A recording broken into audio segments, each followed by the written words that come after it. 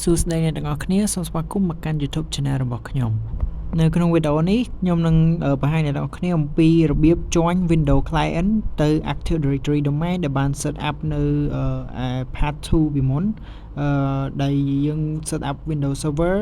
ដែលប្រើ VMware អូខេអញ្ចឹងកុំឲ្យខាត់ពេលយូរយើងចាប់ផ្ដើម start ទាំងអស់គ្នាអូខេអញ្ចឹងនៅក្នុង VMware របស់ខ្ញុំគឺខ្ញុំមាននៅ Windows Client ហើយនិង Windows Server តែ Windows Server គឺខ្ញុំបាន config Active Directory និង Domain Controller នៅ part 2 ហើយអញ្ចឹងបន្ទាប់មកខ្ញុំបាន set up នៅ Windows Client អញ្ចឹង Windows Client អ្នកទាំងអស់គ្នាអាច install Windows បានក៏បានដែរហើយ set up ខ្លួនឯងទៅដើម្បីយកវាមកប្រើប្រាស់ក្នុងការ domain join នៅក្នុង Active Directory របស់យើង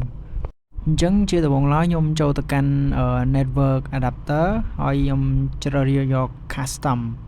បន្ទាប់មកខ្ញុំយក vmnet 0អញ្ចឹងដូចគ្នាយើងត្រូវចូលទៅកាន់ Windows Client គឺ search network adapter ដូចគ្នាអញ្ចឹងសួរថាហេតុអីបានយើង search ត្រូវ search វាដូចគ្នាអញ្ចឹងនៅពេលដែល Windows Client ត្រូវ join domain វាតាក់ទងទៅ domain controller នៅលើ Windows Server អញ្ចឹងដូច្នេះ server និង client ត្រូវនៅលើ network ដូចគ្នាដើម្បីឲ្យពួកវាអាចតាក់ទងគ្នាបានអញ្ចឹងបន្ទាប់ពីយើងបានផ្លាស់ប្ដូរ network adapter ទាំង Windows Server និង Windows Client ឲ្យដូចគ្នាហើយអញ្ចឹងយើងចាប់ផ្ដើមបើក Windows Server យើងមកអញ្ចឹងហេតុអីបានខ្ញុំត្រូវចាប់ផ្ដើម Windows Server មុនគេអញ្ចឹងពីព្រោះ lab របស់យើង Windows Server គឺជា domain controller ដែលបានដំឡើង set up Active Directory Domain Server ឬ ADSD រួចហើយអញ្ចឹង Windows Server នេះនឹងដើរតួជាម៉ាស៊ីនមេ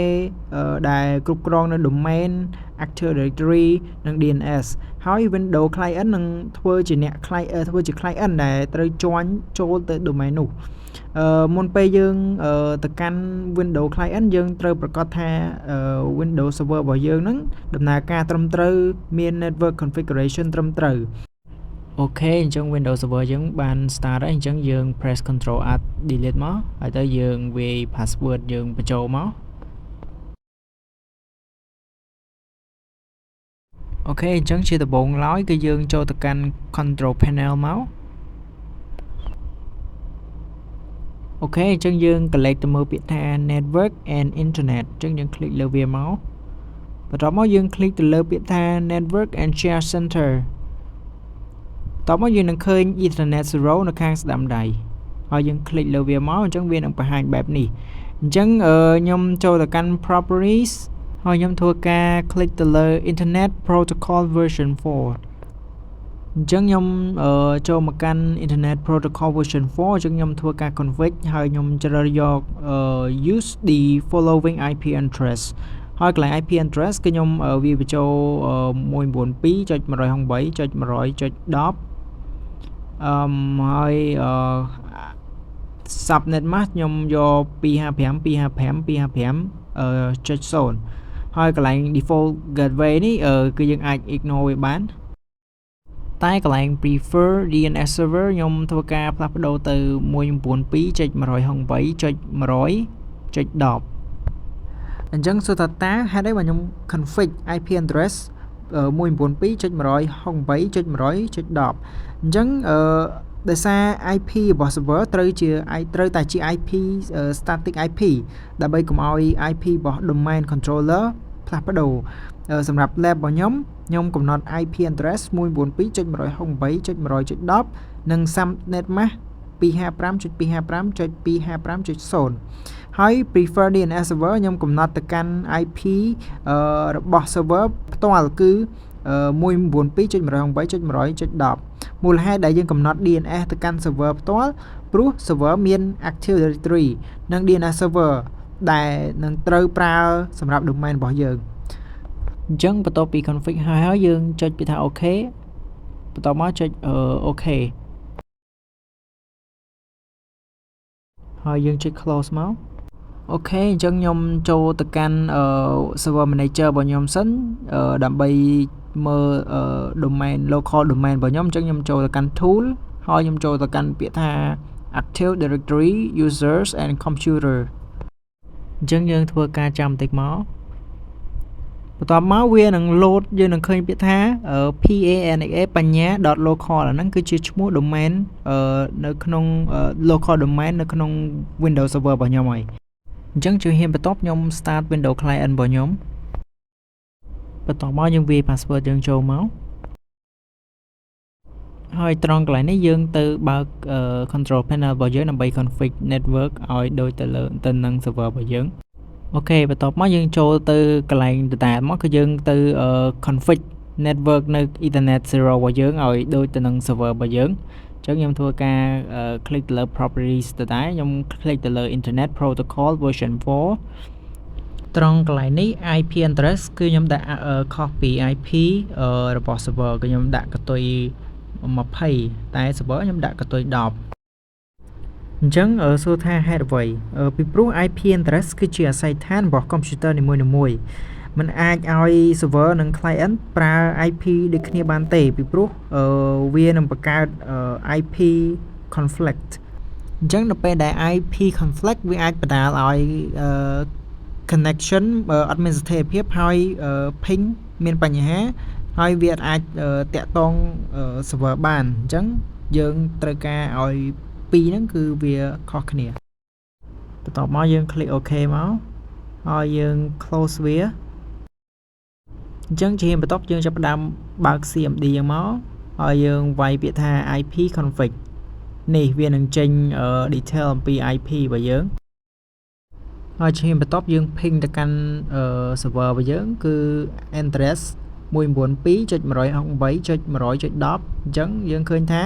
វា respawn មកវិញអញ្ចឹង press Ctrl C ដើម្បី stop វាអញ្ចឹងបន្ទាប់ពីយើង check IP ឃើញវាដំណើរការត្រឹមត្រូវហើយអញ្ចឹងយើងcommand ns lookup pana.local នៅត្រង់ចំណុចនេះបញ្ញា .local នេះគឺជា domain name របស់ខ្ញុំនៅក្នុង Active Directory របស់ខ្ញុំហ្នឹងអញ្ចឹងខ្ញុំវា command ns lookup ប្រើដើម្បីសួរ DNS ថាតើ domain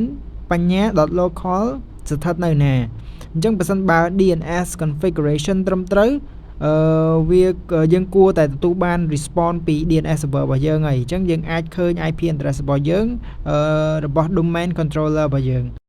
អញ្ចឹងជាបន្ទាប់យើង press window R ហើយយើងវាយពាក្យថា sys dm.cpl ហើយយើង press enter មកអញ្ចឹងវានឹងចេញផ្ទាំងបែបនេះបន្ទាប់មកយើង click ពាក្យថា change ហើយយើងផ្លាស់ប្ដូរWindows client name computer របស់យើងខ្ញុំចំពោះខ្ញុំដាក់ win client ហើយចូលមកដល់ចំណុចនេះគឺយើង choose យកពាក្យថា domain ហើយយើងវាយ local domain យើងចូលដោយសារ local domain ខ្ញុំបញ្ញា .local អញ្ចឹងខ្ញុំវាយចូលហើយខ្ញុំ click OK អ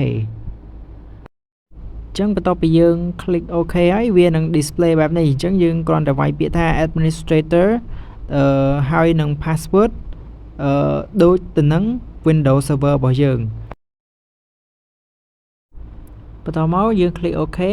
វានឹង alert បែបនេះនៅពេលដែលយើង success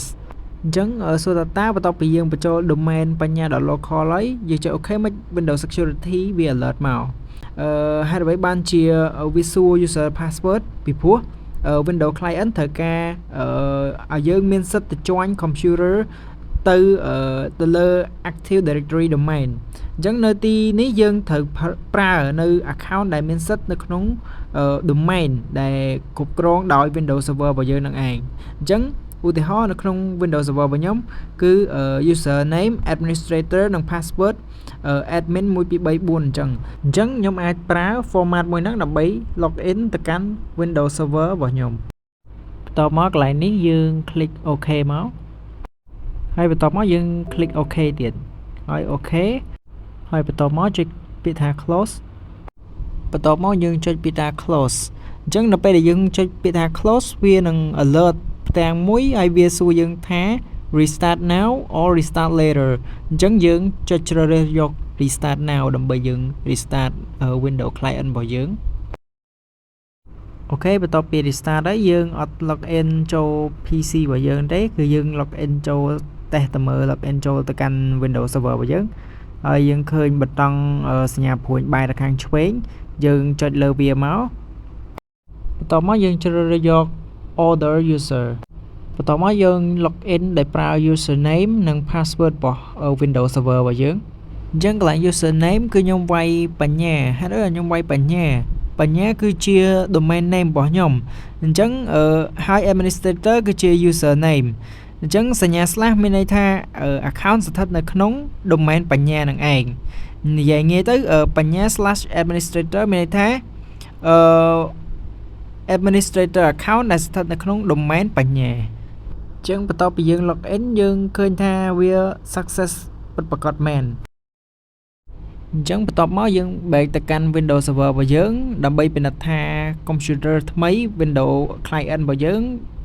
បានបង្ហាញក្នុង Active Directory user and computer យើងអត់អញ្ចឹងកន្លែងនេះយើងវាយ password យើងមកអញ្ចឹងដើម្បី check មើលបានគឺយើងចូលទៅកាន់ tool នៅក្នុង server manager ហើយយើងមើលពាក្យថា Active Directory users and computer អញ្ចឹងយើង click លើវាមកហើយបន្ទាប់មកយើង click ទៅលើ domain របស់យើងហើយ domain របស់ខ្ញុំគឺបញ្ញា local នឹងឯងហើយខ្ញុំ click វាមកឲ្យវា drop down បន្ទាប់មកយើង click ទៅលើពាក្យថា computer អូខេបន្ទាប់មកយើងឃើញពាក្យថា win a client អញ្ចឹងនេះមានន័យថា domain controller យើងបានទទួលស្គាល់នៅនឹងបានបង្កើត computer account សម្រាប់ Windows client របស់យើងដូច្នេះការពិនិត្យនៅកន្លែងហ្នឹងគឺជាវិធីសាស្ត្រដើម្បី verify ថា Windows client របស់យើងហ្នឹងបាន join ទៅ domain ដោយជោគជ័យឬអត់អញ្ចឹងដូចខ្ញុំ display បែបនេះខ្ញុំឃើញ win a client នៅទីនេះមានន័យថា domain join របស់ខ្ញុំគឺបានជោគជ័យហើយ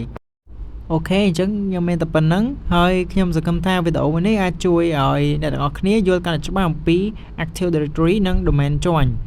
បើសិនបើអ្នកទាំងអស់គ្នាចូលចិត្តវីដេអូនេះកុំភ្លេចចុច like subscribe share ដើម្បីគាំទ្រ channel របស់ខ្ញុំ